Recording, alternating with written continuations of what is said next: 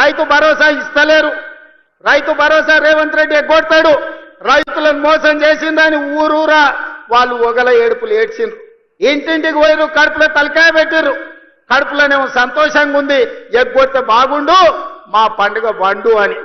కానీ ఆనాడు తుమ్మల నాగేశ్వరరావు గారిని, బట్టి విక్రమార్క గారిని, మంత్రివర్గ సభ్యులందరినీ పిలిచి పేదలకు రైతు భరోసా చెయ్యాలి, 9 రోజుల్లో 9,000 కోట్లు, 1,49,00,000 మంది రైతులకు, ఈ రోజు మన 1,49,00,000 ఎకరాలకు 70 లక్షల మంది రైతులకు 9,000 కోట్లు రైతు భరోసా ఖాతాలో 9 రోజుల్లో వేసి రైతుల కళ్ళల్లో సంతోషం చూసినాం.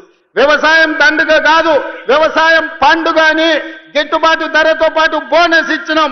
రైతు రుణమాఫీతో పాటు రైతు భరోసా కార్యక్రమాలను అమలు చేసినాం.